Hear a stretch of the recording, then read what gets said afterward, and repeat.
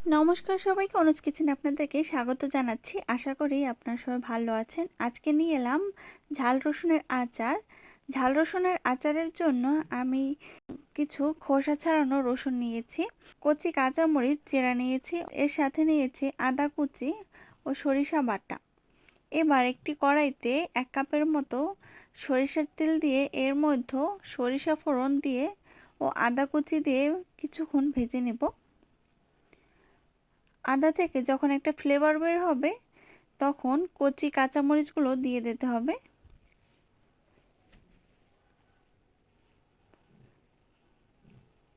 এই আচারটিতে কচি কাঁচামরিচ ব্যবহার করতে হয়, তা না হলে ঝালের পরিমাণটা বেশি হয়। এবার কাঁচামরিচগুলোকে তেলের সাথে কিছুক্ষণ ভেজে নিয়ে আগে থেকে খোসা ছাড়ানো রসুনের কোয়া দিয়ে দেব।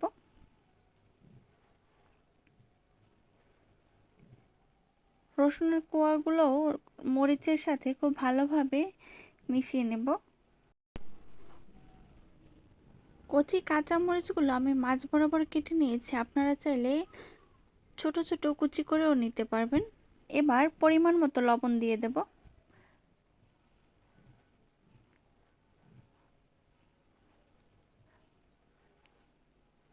ও এর সাথে দিয়ে দেব সাদা সরিষা বাটা।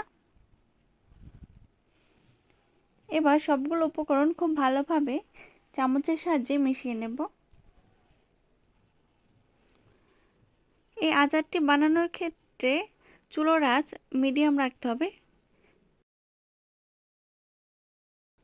হাই হিটে রান্না করলে রসুনগুলো ভালোভাবে সিদ্ধ হবে না।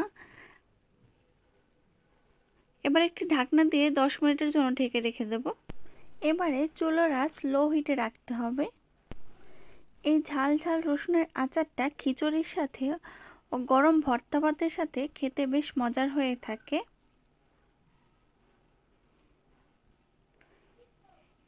এবারে চামচের সাহায্যে খুব ভালোভাবে মিশিয়ে আবারও একটি ঢাকনা দিয়ে ঢেকে আরও 10 মিনিটের জন্য ঢেকে রেখে দেব। 10 মিনিট পরে ঢাকনা তুলে দেখতে হবে রসুনগুলো বেশ ভালোভাবে সিদ্ধ হয়েছে কিনা। আপনারা দেখতে পাচ্ছেন রসুনের কালারটা চেঞ্জ হয়ে গেছে এবং চারপাশ থেকে তেল বের হয়ে এসেছে।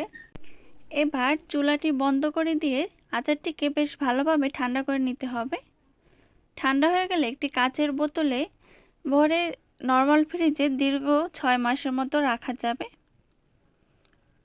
আশা করি আমার এই রান্নার ভিডিওটি আপনাদের কাছে ভালো লেগেছে। ভালো লাগলে অবশ্যই আমার চ্যানেলটিকে সাবস্ক্রাইব করে অনুজ কিচেনের পাশে থাকবেন।